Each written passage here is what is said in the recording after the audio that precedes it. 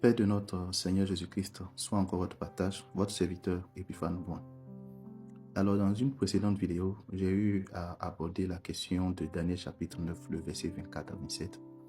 Et j'ai essayé de démontrer au travers de la Bible que loin qui met un thème au sacrifice n'est nullement l'Antichrist, mais en réalité, il s'agit de Jésus-Christ, contrairement à ce que nous avons l'habitude d'entendre.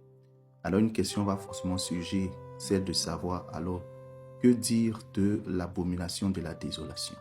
Cette vidéo est faite pour répondre à cette préoccupation.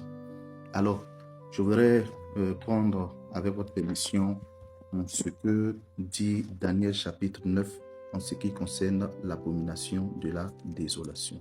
Toujours en Daniel chapitre 9, le verset 27. Nous lisons ceci. Il fera, dans la version lue second, il fera une solide alliance avec plusieurs pour une semaine, et durant la moitié de la semaine, il fera cesser le sacrifice et l'offrande. Le dévastateur commettra les choses les plus abominables jusqu'à ce que la ruine et ce qui a été résolu fondent sur le dévastateur. Alors, on va voir Jésus-Christ qui va parler encore de cette prophétie de Daniel. Et voici ce qu'il dit Jésus en Matthieu chapitre 24, le verset 15 plutôt. Voici ce qui est dit. C'est pourquoi lorsque vous verrez l'abomination de la désolation dont a parlé le prophète Daniel établi en lieu saint, que celui qui lise fasse attention. Nous prenons Marc chapitre 13, le verset 14. En Marc chapitre 13, le verset 14, voici ce que déclare l'Écriture. Quand vous verrez l'abomination de la désolation établie là où elle ne doit pas être, que celui qui lise fasse attention, alors que ceux qui seront en Judée fuient dans les montagnes. Dernière référence, Luc chapitre 20, Luc chapitre 21 plutôt, excusez-moi. Luc chapitre 21, le verset 20, si vous voulez, pour conclure ce sujet. Voici ce que dit Luc chapitre 21, le verset 20. Il dit ceci. Lorsque vous verrez Jérusalem investie par des armées, sachez que sa désolation est proche. Donc le même thème employé dans Daniel chapitre 9, le verset 27, Jésus le reprend et confirme dans ce que nous appelons généralement ce que dit Jésus sur les signes de la fin des temps. Il confirme la prophétie donnée par Daniel et il dit que le signe de la destruction imminente de Jérusalem, c'est le fait de voir l'abomination de la désolation dans le lieu saint. Cette même parole, nous l'avons vue, est reprise par Marc chapitre 13, verset 14.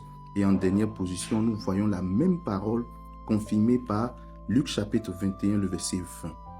Donc, de ces trois lectures, de ces 4 références, nous comprenons que l'abomination de la désolation est un thème qui est très particulier, mais qui révèle clairement quelqu'un. Oui, c'est une entité. Et cette entité-là, elle est clairement définie dans l'évangile de Luc en son chapitre 21. Luc nous fait savoir qu'en fait, quand vous verrez Jérusalem être envahie par des armées, sachez que sa désolation est proche. Donc l'abomination de la désolation, loin de ce qu'on nous a fait croire, n'est nullement un sacrifice qui va être fait dans un futur temple, mais l'abomination de la désolation, c'était bel et bien l'armée romaine qui viendrait. Au temps où Jésus parlait, la chose n'avait pas encore eu cours. Mais en l'an 70, il y a eu une révolte des Juifs qui a conduit finalement à un siège. Et au cours de ce siège, l'armée romaine a dû engager un combat pour récupérer la ville de Jérusalem. Et en l'an 70, Titus et son armée ont brûlé la ville de Jérusalem.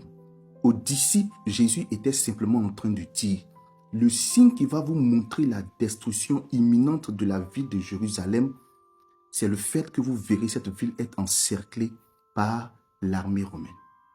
Et les disciples qui avaient été pris par le siège, parce que personne ne pouvait sortir de la ville de Jérusalem, tous avaient été enfermés, pris en otage par les zélotes. Et parce que tous espéraient une délivrance de la part de Dieu. On peut lire ça dans les guerres des Juifs de Flavius Joseph. Et si vous voulez, je vous retourne aussi dans l'histoire ecclésiastique de Eusèbe de Césarée. Ces fêtes-là viennent pour corroborer ce que Jésus avait annoncé.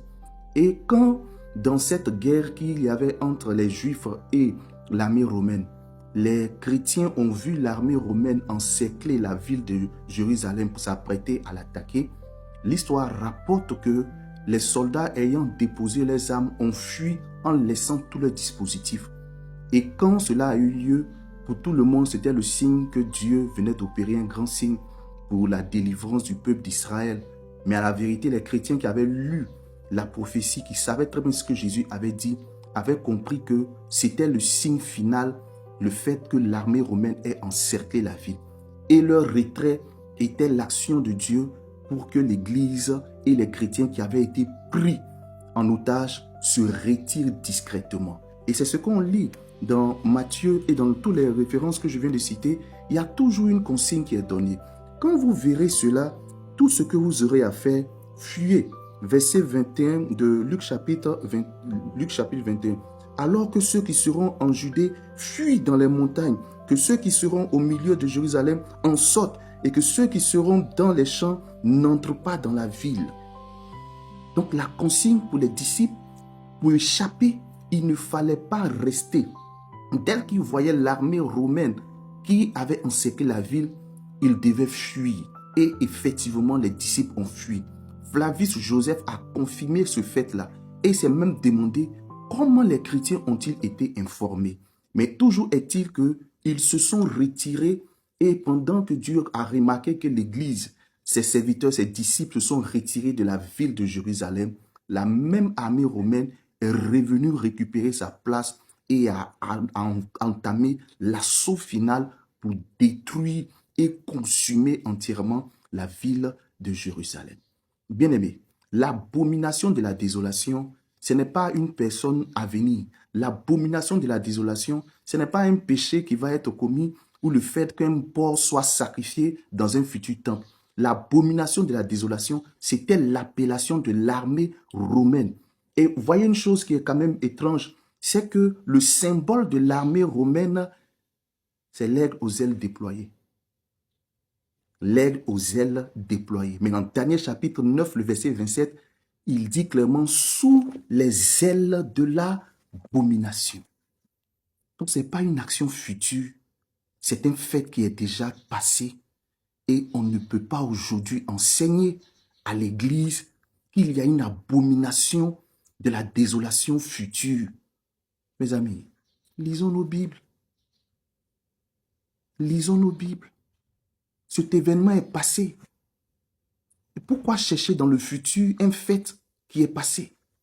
Tout simplement parce que nous ne lisons plus nos Bibles et que nous nous contentons des commentaires de certaines personnes qui ont des visions politiques et qui veulent égarer un grand nombre de personnes. À vous qui tombez sur cette vidéo, mon intention n'est nullement de s'aimer une confusion. Mais Dieu rendra témoignage à qui veut véritablement écouter. Cessez de vous laisser tromper, séduire par de faux enseignements. L'abomination de la désolation, c'était l'armée romaine. Et en son temps, l'Église qui a lu la prophétie a échappé. Ne méprise pas cette parole que tu entends ce jour. Et comprends que ceux qui t'enseignent qu'il y a une abomination de la désolation future, c'est un mensonge, c'est un égarement, c'est de la séduction. À bon entendeur, salut. Dieu vous bénisse abondamment. Votre serviteur, Épiphane Brun. Shalom.